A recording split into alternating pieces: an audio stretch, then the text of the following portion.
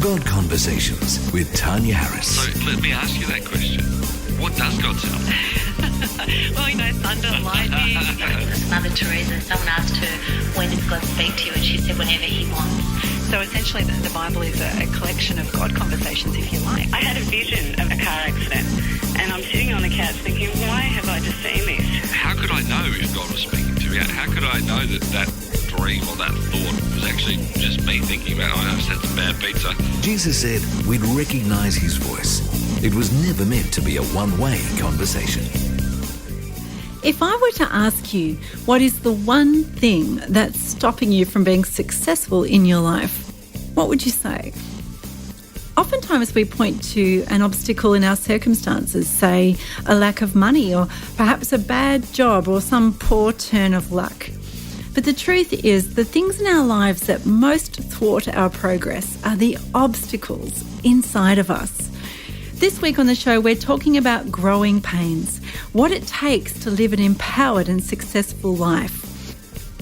Hi, and welcome to episode 55 of the God Conversations podcast.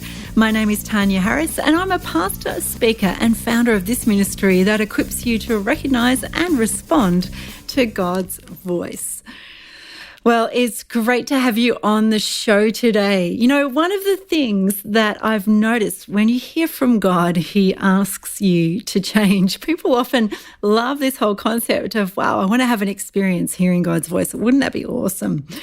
But they don't realise that when God speaks, he's calling us to follow Jesus, and following Jesus leads us to the places where Jesus walked. Ultimately, it leads us to the cross.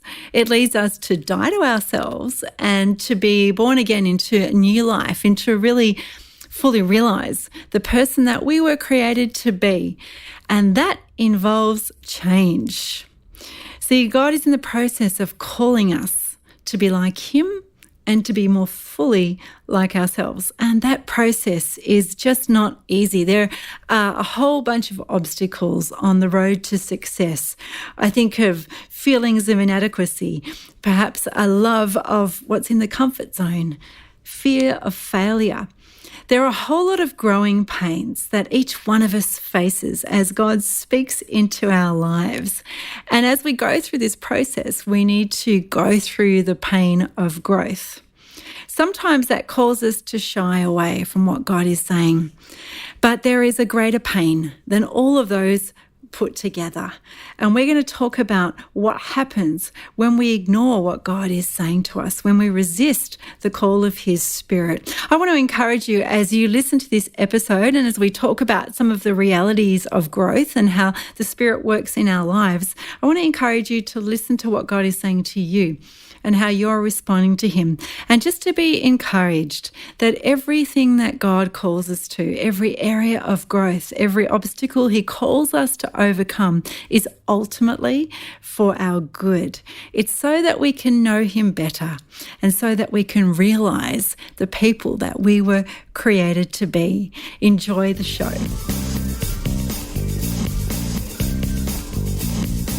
Often when we look at this area and we ask this question, well, how can I improve my life?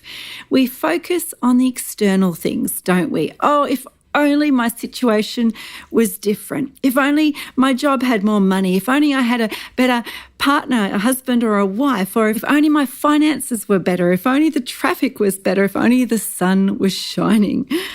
But in fact, we live our lives, we experience our circumstances through our own mindsets, our thinking. And the most effective way to change our lives, our external circumstances, is to change ourselves. The very thing that lies at the core of everything we do.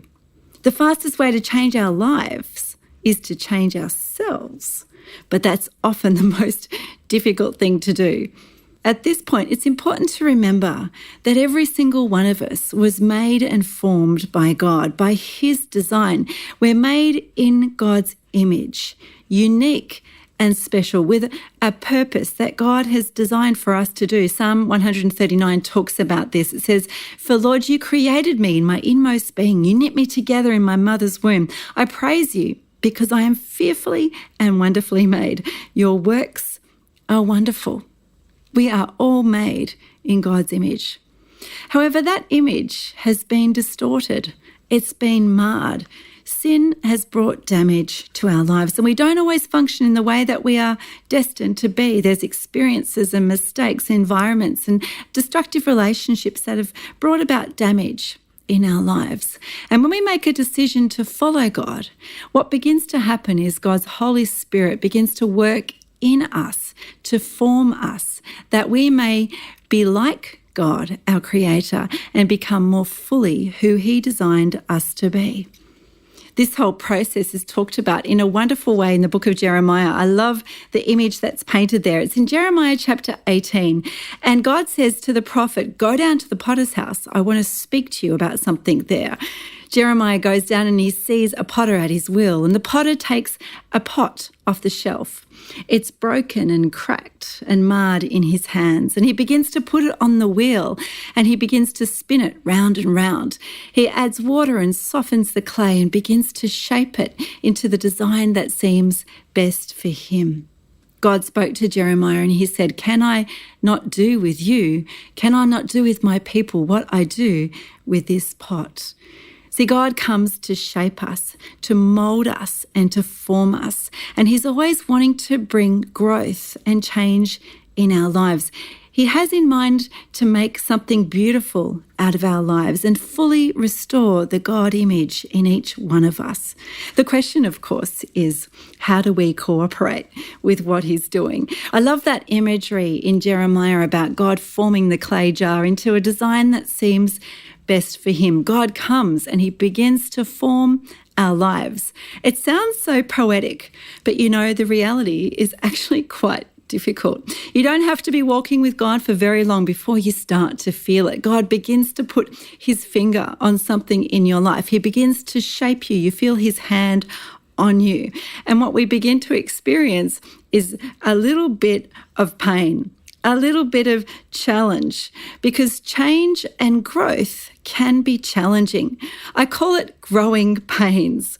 There's a reason, why people don't change, and that is because often change and growth is hard.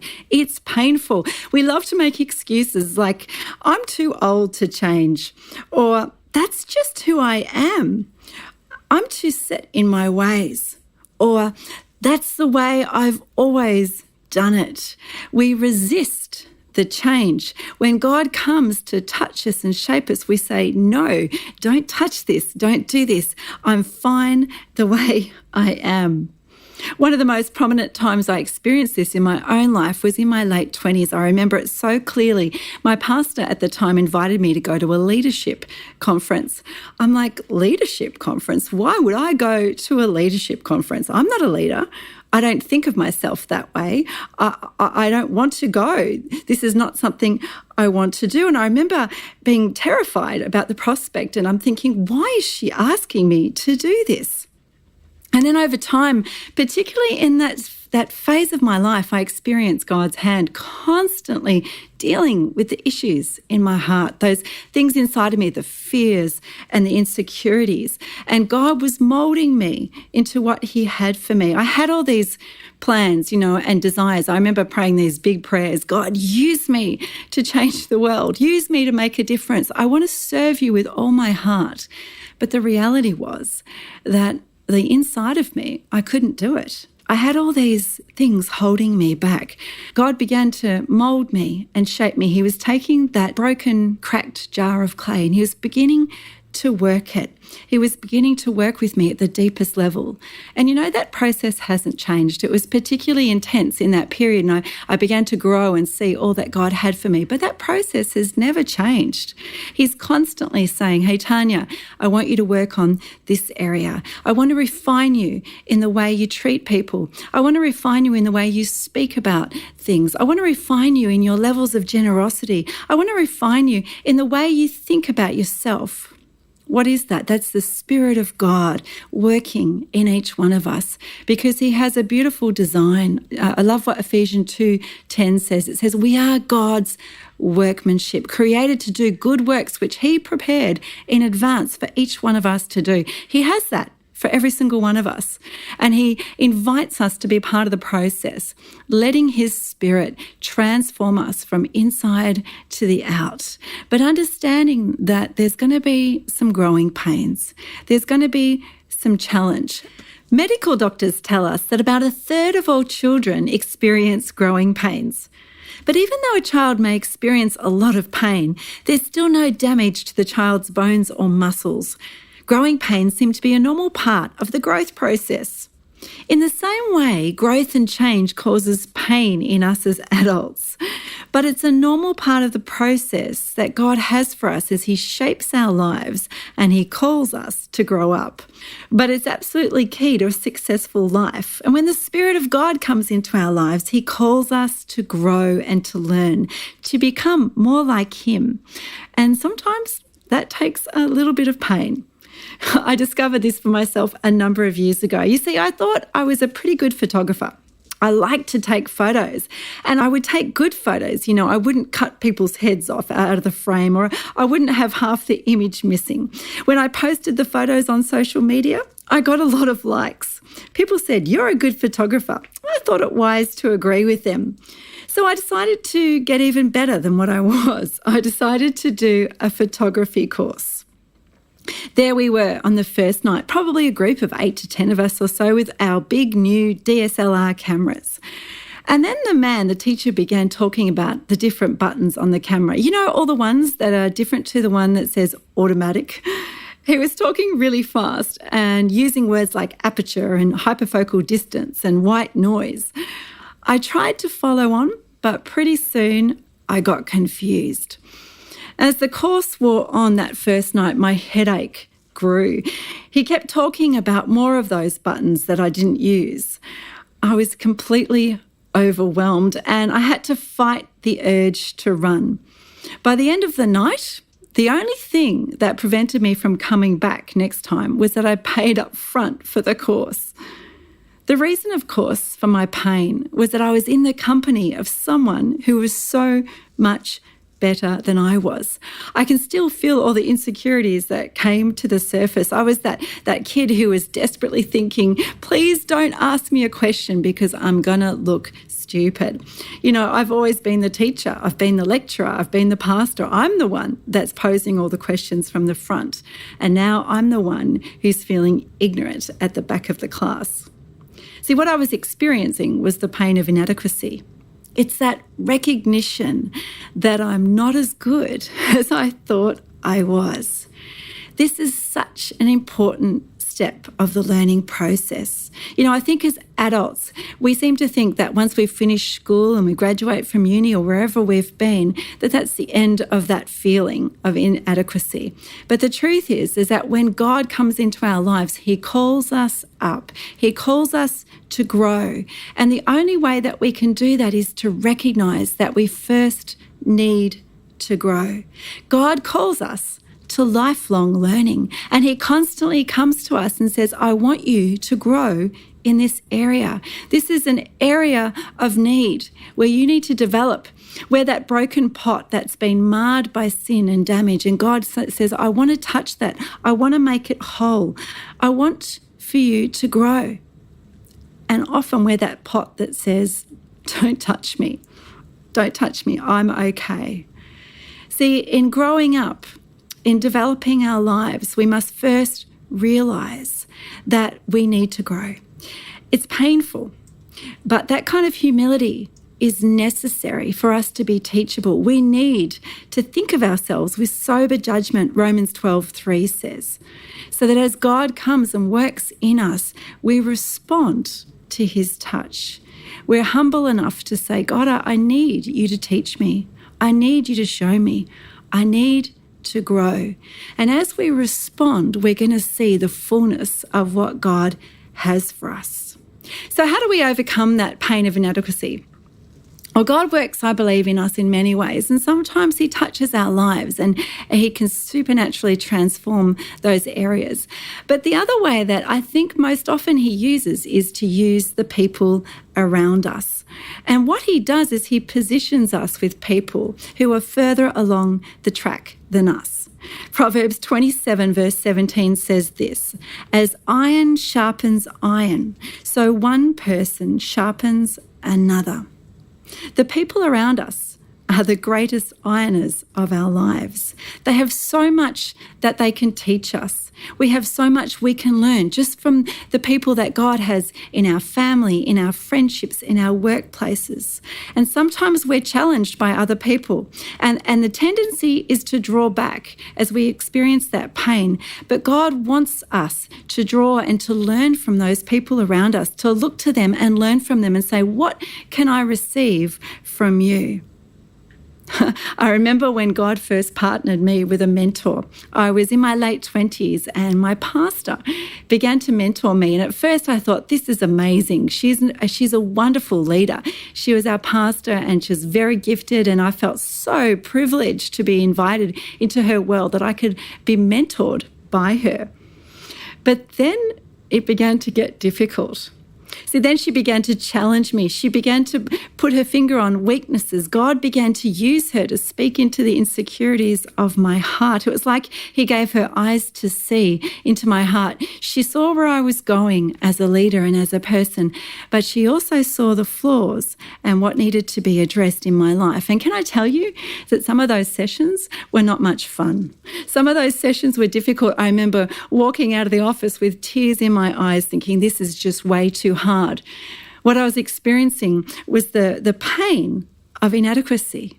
It was the pain of realizing that I needed to grow and I needed to learn. But it's in that place that we now have a choice. We can welcome the opportunity to draw from another's expertise, to learn from their skill, to allow God to use the people in our lives that we may grow. Who is it in your life that challenges you? Who's it in your life that intimidates you in some way? They're a better parent, or they're a better friend, or perhaps they have better communication skills. What is it about them? Can I encourage you to understand that God has positioned them in your life so that you can learn from them? Make the most of the opportunity to grow. Don't run away when it's painful. Don't run away when you're feeling challenged, when you're feeling intimidated. Draw into that situation and say, God, give me the grace to learn. Give me eyes to see. Help me to be humble and teachable that I may grow fully into the person that you've designed me to be. You're listening to God Conversations with Tanya Harris. Did you know you can subscribe to the program's podcast on iTunes? Simply look up God Conversations with Tanya Harris and click subscribe. Then you can listen to the program on your smartphone or tablet or computer wherever you happen to be. That's the God Conversations with Tanya Harris podcast on iTunes. Why not check it out today? Few of us actively choose to change. We like comfort, routine, and we like safety. We eat the same foods, travel the same way to work, sit in the same seat at church, and practice the same habits day after day after day. So how does God get us to budge from that? How does he get us to grow when growth can be so uncomfortable? We've been talking already about one of the growing pains involved in following God's process of development on our lives, and that is the pain of inadequacy, how we need to face the fact that we actually need to learn. But today I want to talk about a different pain. This one is the pain of discomfort. Change is uncomfortable, isn't it? And as humans, we love to do what we've always done. We love operating the same way. It creates a sense of security for us. You know that line, well, we've always done it this way. For years, I was using a certain type of computer. I'd learned all the software. I knew all the shortcuts. I was super fast and I knew my way around it. But my good friend was a bit of a tech expert, and he kept telling me that I needed to change to a completely different system. He told me how much faster it was, how much more user-friendly. In fact, he raved on a lot about it. But no matter how hard he tried to convince me, I wasn't about to change. It was far too uncomfortable. It was too hard. It would take so much energy and practice and make me learn things that I couldn't be bothered learning. I think that's how we are in life. We have the same kinds of habits. We talk to our family members a certain way. We overspend on certain things. We eat the same bad foods. We treat people with the same negative patterns. So the question is, how does God get us to budge from that state of things? How does he get us to grow and to learn? He uses hard times. There's a famous line in the scriptures. In Isaiah 54, it talks about growth and enlargement. Enlarge the place of your tent, it says. Stretch your tent curtains out wide. Don't hold back. Lengthen your cords and strengthen your stakes. For you will spread out to the right and to the left. Your descendants will dispossess nations and settle in their desolate cities. It was a word for the nation of Israel in Isaiah chapter 54, and it was referring to their tents. He was saying, stretch out your homes, stretch out your families, grow and learn in the land in which you're living. But the thing about this verse, the thing about what God was saying to them, was that they were experiencing extremely difficult times. They'd been exiled from their homeland, taken away from everything they had ever known. They were experiencing an extraordinary sense of pain. And God speaks into that time and he says, I want to use this time to grow you. It's at that point that he says, stretch. It seems so unfair, doesn't it? They were already in this place of challenge and in this place of difficulty, and yet God comes along and says, I want you to grow. I want you to use these hard circumstances. See, God allows us, or sometimes he positions us in places where we don't want to go, in situations that we don't like, or perhaps with people who rub us up the wrong way. There may be betrayal or broken relationships or times of ill health. He's not the author of bad things. He's a father who loves us, but he knows how to use them to grow us. He wants to use our hard times to overcome the pain of discomfort. But it's not automatic. In fact, growing through those hard times is dependent on one particular thing. It's important to remember that God is not the author of hard times. He's a father who loves us and he wants the best for us. He's like a father caring for his children. But he uses our places of brokenness, those times of humility where we're undone, so that he can bring change in our lives. We've been talking in the series about the imagery of a pot that God has on his wheel, how he shapes and forms us to become the design that he's created us to be. So in God's hand, hard times become like the water on clay. They soften us. They allow us to be molded. They allow us to change. You see, a love of comfort stops us from growing, and change is uncomfortable. Hard times can actually allow us to move into those growth seasons. It's the perfect way to change. I was talking about my computer and how I didn't want to change my computer, even though the other way of doing it was superior, my tech friends said.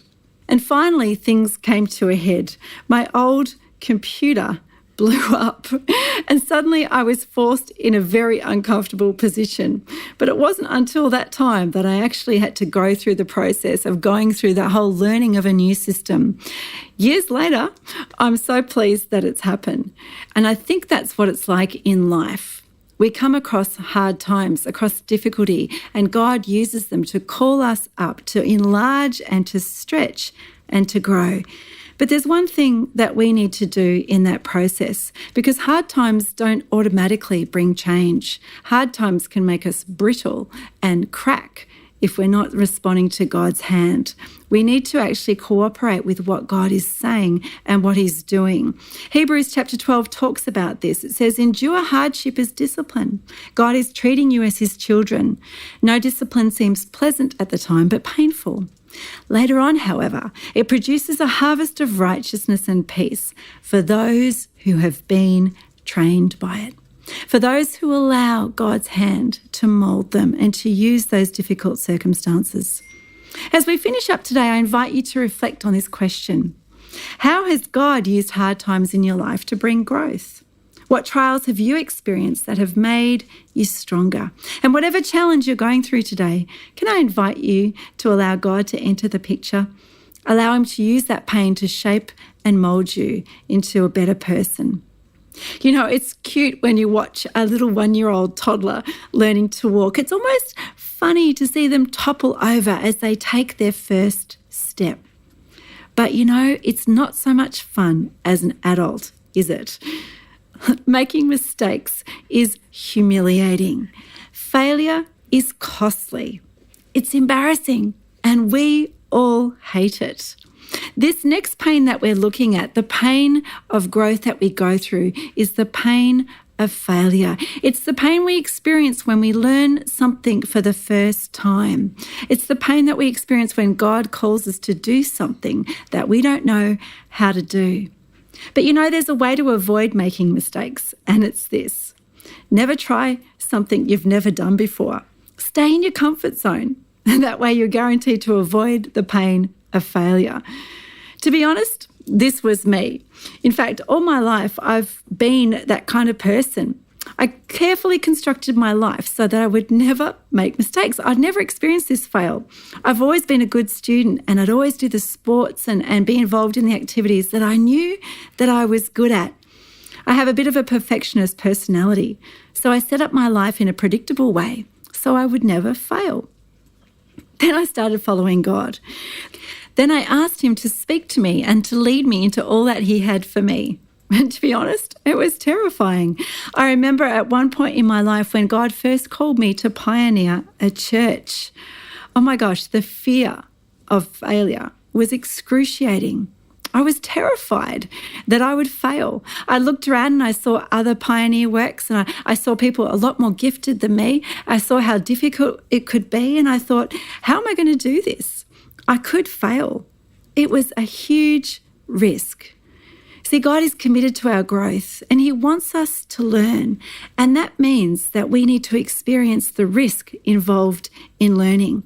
I think of how he describes it when he led the Israelites into the promised land. He talks about it in Joshua chapter 3, verse 4, and he says, I'm calling you to follow me, since you've never been this way before.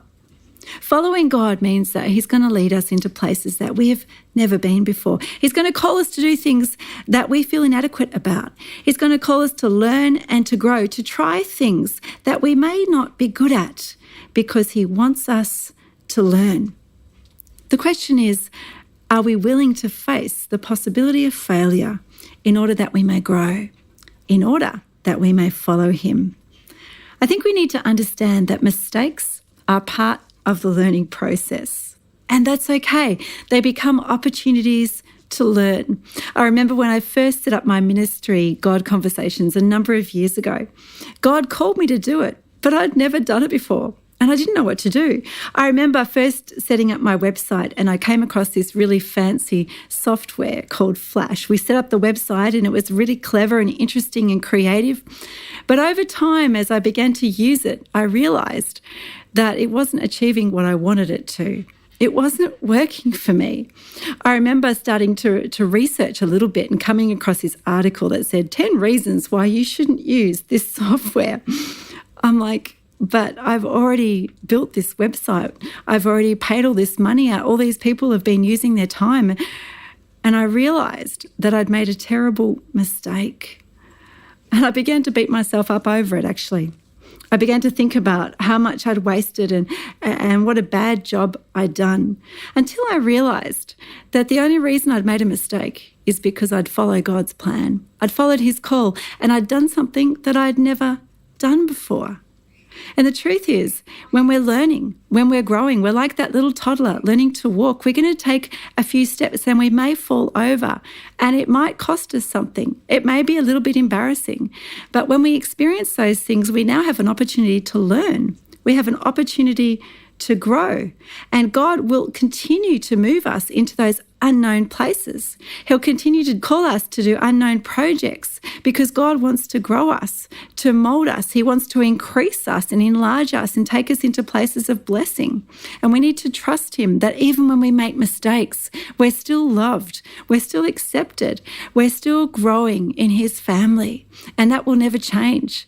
But mistakes and failure are part of the opportunity that we have to grow. I have a question for you. What have you done in the past year that's taken you out of your comfort zone? What have you been learning that's something new, where you felt a little bit of that fear of failure? I encourage you to keep following what God is leading you into. Keep being prepared to try something new, to grow into all that he has for you, because God has so much for each one of us. I grew up in the city of Melbourne and then moved to Sydney a bit later in life.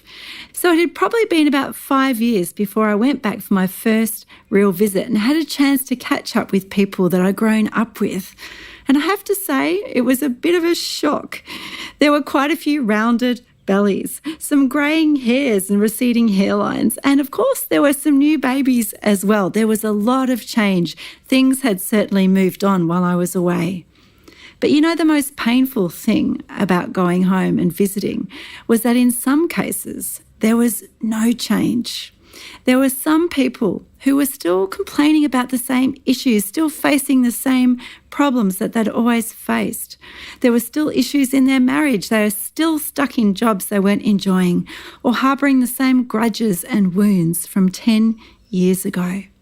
See, we've talked about growing pains, the things that we experience as God calls us to growth. But there's one pain that's the greatest of them all, and that is the pain of not growing, the pain of stagnating, of living in the same place with your weaknesses, your addictions and your hang-ups and your sin. When we're facing the same problems, having the same conversations, living with the same old habits. See, God has in mind a design for each of us. We're formed in his image, wonderfully made. He has purpose for us, but he wants us to grow and be transformed into that design. He wants to use us, and the way he does that is he touches our lives. He restores the image of God in us, and then he uses us to change our world. He wants to work in us, but we have to respond. We've talked a little bit about that imagery of the clay pot in Jeremiah chapter 18, where God likens his people to a vessel that's marred in his hand, and he wants to come and shape and form us. He spins us around on that wheel, and he touches the cracks and the marred places that he wants to form into his likeness. But the question is, will we be soft and malleable in his hands? Or will we be like another pot that he takes from the shelf? He puts on the wheel and he begins to turn it around. He begins to touch it and form it, and the jar cracks with his touch. It refuses to budge. It refuses to grow. He adds the water. He continues to sculpt it, but the jar won't change. God works in us for his good purposes, but we need to cooperate with what he's doing. It's up to us.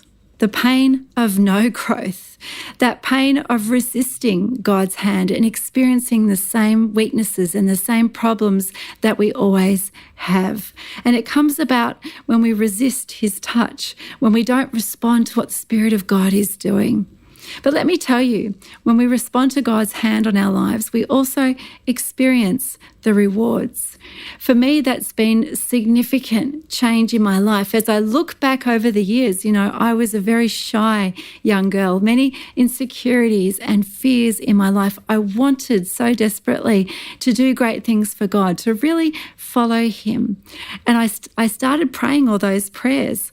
But then God began to work. He began to move. He began to speak to me, and I experienced that pain that we all go through. But as I've looked back, I've seen what his hand has done. I've seen the rewards that has brought me, the freedom and that expansiveness and that vision fulfilled in my life. He has that for each one of us. And he comes to each one of us and he says this, reading from Jeremiah chapter 18, verses 5 to 6. Then the word of the Lord came to me, and he said, he's speaking to Jeremiah, can I not do with you, O house of Israel, as the potter does? Like clay in the hand of the potter, so are you in my hand, O house of Israel.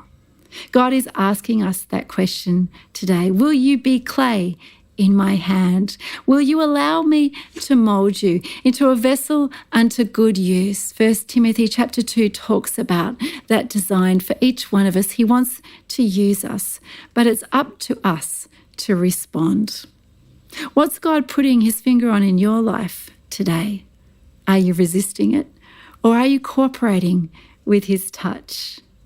Hey, thanks so much for listening to this series. My prayer for you is that you will know the grace and the touch of God as you respond to him, molding you and shaping you for his glory. I pray that as you go through those growing pains, you'll experience the joy that comes from his hand. Thank you so much for joining us today. Until next time, you're listening to God Conversations with Tanya Harris. Talk to you again soon. Great to have you on the show today. Don't miss the next episode by subscribing on iTunes. Search for God Conversations, leave us a review so others can learn to hear God's voice too.